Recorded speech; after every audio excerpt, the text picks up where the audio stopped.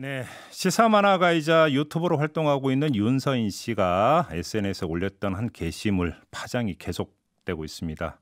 친일파 후손과 독립운동가 후손의 집을 비교 배치한 사진과 함께 독립운동가들은 대충 살았던 사람들 아니었을까라는 글귀를 남긴 게 파장이 큰데요. 결국은 고소로 이어졌는데 주목할 점은 독립운동가 후손이 고소를 한 게 아니라 윤서인 씨가 고소를 했습니다. 바로 광복회 고문 변호사이고 독립운동가 후손인 정철승 변호사를 고소를 한 건데요. 어떻게 된 건지 정철승 변호사 잠깐 전화로 만나보겠습니다. 나와 계시죠? 네, 안녕하세요. 네. 정철승입니다. 윤서인 씨가 변호사님을 모욕죄 등의 혐의로 지금 고소를 했던데요. 어떻게 네. 받아들이세요? 저는 깜짝 놀랐죠. 네. 저는 그 윤서인 씨의 그간의 행태로 봤을 때, 그분은 모욕감이라는 게 없는 사람인 줄 알았는데, 네. 제가 하찮은 자라고 이제 그 사람을 표현한 그 글을 페이스북에 올렸다라는 걸 이유로 해가지고, 모욕감을 느꼈다면서 저를 고소를 했다고 합니다. 네. 자기가 그 정도의 모욕감을 느꼈다면 자기가 독립운동가 후손들에 대해서 그 저지른 행위가 얼마나 큰 모욕감과 분노와 상처를 줬을지 좀 알았으면 좋겠습니다. 아, 그렇게. 지금 이제 그 변호사님께서 이제 SNS에 올린 거를 보면은 예를 들어서 하찮은 자라든지 그다음에 갈아 마셔버린다 내지 뭐 금융 사용을 시킨다 이런 표현을 이제 문제 삼았던 것 같은데 이 표현이 그럼 잘못된 게 아니라는 입장이십니까? 그 사람을 하찮은 자라고 지칭한 거는 제가 말한 것은 아닙니다. 상관은 없는 얘기인데, 네. 이제 저한테 하찮은 자하고 그렇게, 엮여가지고 시간 낭비할 필요 있겠느냐, 주위에서 그런 만류를 했다는 얘기였고요. 네. 그 다음에 그 외 표현은 다른 사람들하고의 포스팅에서 이제 농담 비슷하게, 댓글로 주고받은 거를 그걸 일일이 다 찾아다니면서 이렇게 본 모양입니다. 예. 고소를 제기하려고 자료를 수집하려고 그랬는지 모르겠는데 본인한테 직접 한 얘기를 아닌 걸 가지고 모욕죄라고 억지 고소를 한 거죠. 그러면 윤서인 씨가 왜 그런 변호사님을 콕 집어서 고소를 했다고 받아들이세요? 전혀 본인의 행위가 잘못이 아니라는 어떤 그 생각, 네. 이러한 것을 드러낸 것이 아닐까 싶고요. 그리고 또 한 가지는 또 그런 행동을 통해서 논란을 더 이렇게 증폭시키려고 한 게 아닌가 싶습니다. 그 사람은 논란을 통해서 늘 어떤 돈을 벌거나 본인의 지명도를 키워오는 짓을 한 10년 가까이 계속 해오고 있거든요. 예. 대단히 위험한 짓이죠.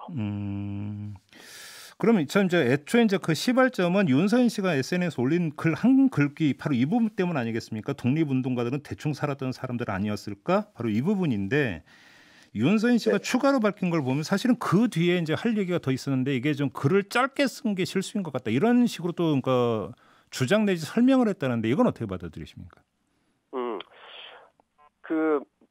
그 사람의 그 행동 자체만 보면은 애매하기는 한데 네. 그 사람은 지난 10년 동안 꾸준히 그런 행태를 반복해 왔고요.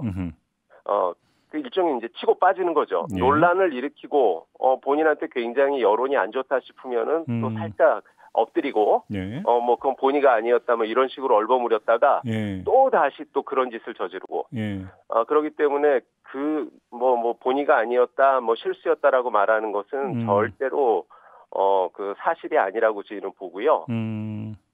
그리고 또 이제 그 고소를 제기한 행위를 통해서 네. 본인이 반성한다, 실수였다라는 말이 그게 거짓이라는 것을 본인 스스로 보여줬죠. 변호사님을 고소한 거를 말씀하시는 겁니까? 그렇습니다. 근데 그게 예. 저를 고소했다고 하지만 사실상 독립운동가 후손들을 고소한 것이고 네. 그 사람의 행동을 통해서 공분을 일으키고 윤서인을 비난한 모든 국민들을 고소한 거나 다름없지 않겠습니까? 아무튼 윤서인 씨가 변호사님을 고소했다는 소식이 전해진 다음에 광복회나 이런 차원에서 좀 이야기가 이야기 나눈 바가 있습니까? 아니 별 대수로운 일도 아니기 때문에요.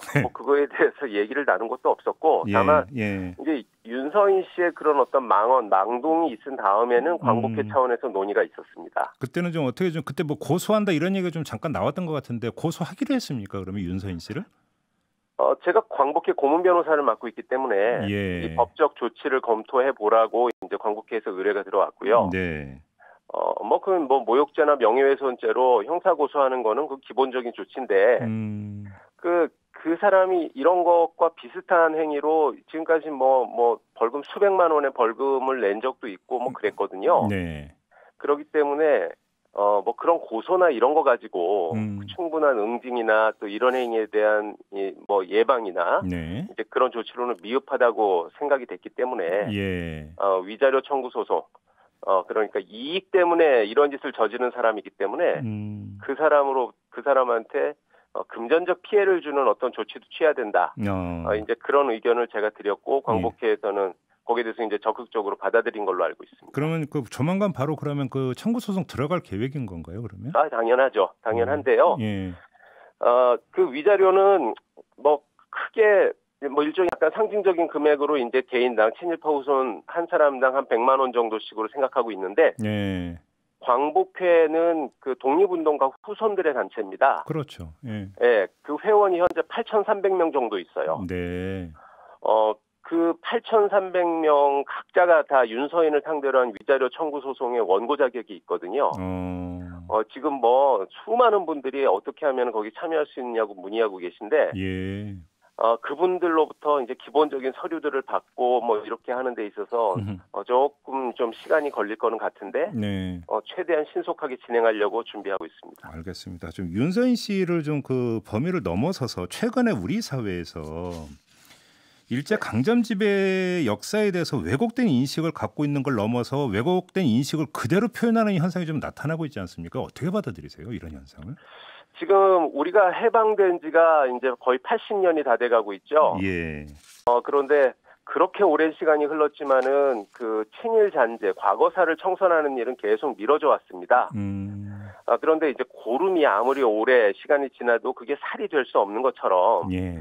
청산되어야 될 역사는 청산을 미뤄두면 그것이 반드시 문제를 일으키지 그것이 그냥 없던 일이 되지 않는다라는 그 당연한 일.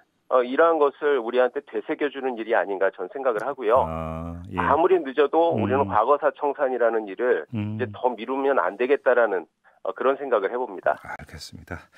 자, 말씀 여기까지 들을게요. 고맙습니다, 변호사님. 네, 감사합니다. 네, 지금까지 정철승 광복회 고문 변호사와 함께했습니다.